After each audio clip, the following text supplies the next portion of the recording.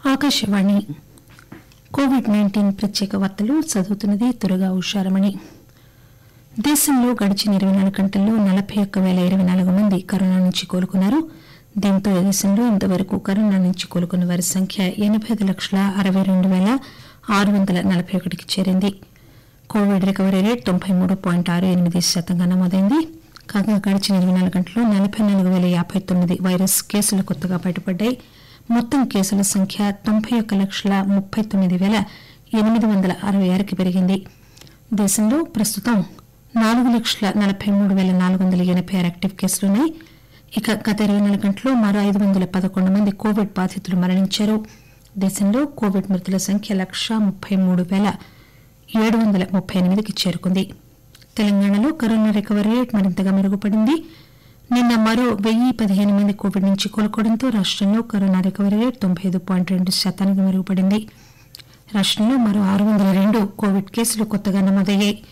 దీంతో ఇంతవరకు కరోనా సోకిన వారి సంఖ్య 2,64,128కి చేరుకుంది. ఇంతవరకు కోలుకున్న వారి సంఖ్య 2,51,468కి పెరిగింది. ప్రస్తుతం రాష్టంలో 11,000కు పైగా యాక్టివ్ కేసులుండగా నిన్న మరో 3 కరోనా బాధితులు మరణించడంతో మొత్తం మరణాల సంఖ్య 1,433కు పెరిగింది. ఆంధ్రప్రదేశ్లో గత 24 గంటల్లో 540 కొత్త కరోనా కేసులు నమోదయ్యాయి. రాష్టంలో 8,62,758 పాజిటివ్ కేసులు ఇంతవరకు నమోదు కాగా గత 24 గంటల్లో 10 మంది మరణించారు. అమెరికాలోని university of Colorado boulder, Harvard university పరిశోధకులు ప్రచురించిన కొత్త అధ్యయనం ప్రకారం కరోనా కోసం తరచూ ర్యాపిడ్ టెస్టింగ్ జరపడం వల్ల కొద్ది వారాల్లోనే కరోనా వ్యాప్తిని నిరోధించవచ్చునని తేలింది. కరోనా వైరస్ వ్యాప్తి నిరోధంలో తరచూ టెస్టింగ్ చేయడం అనేది అత్యంత కీలకమని పరిశోధకులు అంటున్నారు. సైన్స్ అడ్వాన్సెస్ అనే జర్నల్లో ఈ అధ్యయనం ఫలితాలు ప్రచురితమయ్యాయి.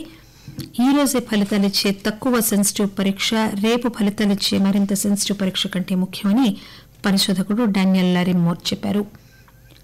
తెలంగాణలో సినిమా థియేటర్లు, మల్టీప్లెక్స్లను 50% సీట్ల సామర్థ్యంతో తిరిగి తెరిచేందుకు ప్రభుత్వం అనుమతించింది.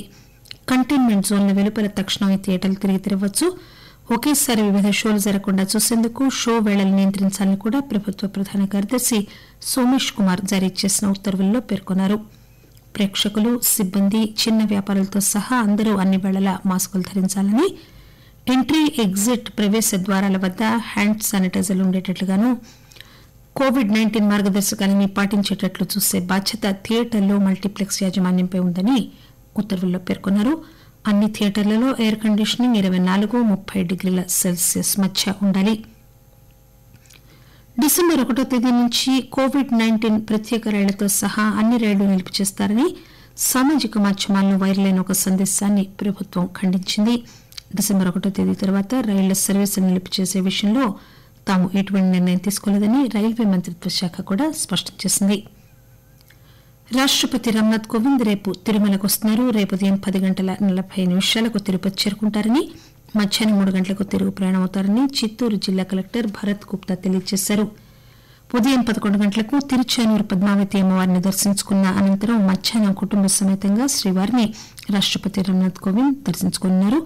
మధ్యాహ్నం 3 గంటలకు తిరుమల నుంచి రేణిగుంట విమానాశ్రయం చేరుకుని అక్కడి నుంచి ప్రత్యేక విమానంలో అహ్మదాబాద్ కు వెడతారు.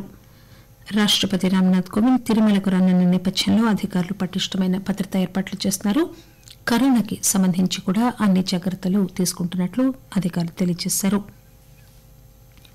ఈ ఏడాది జూన్, అక్టోబర్ మాసాల మధ్య 15 రాష్ట్రాల్లో 27 ఈ లోక్ అదాలత్లు నిర్వహించి 2,50,01 కేసులను పరీక్షించారు.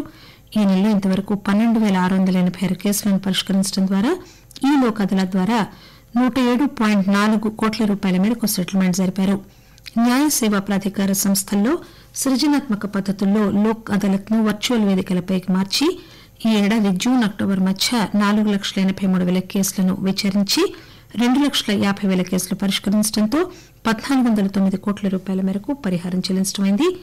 కరోనా నేపథ్యంలో న్యాయ సేవలు సకాలంలో అందేలా చూసేందుకు సాంకేతిక పరిజ్ఞానాన్ని, వివాద పరిష్కార పద్దతులను కలబోసి ఈ విధంగా ఫలితాలు సాధించారు.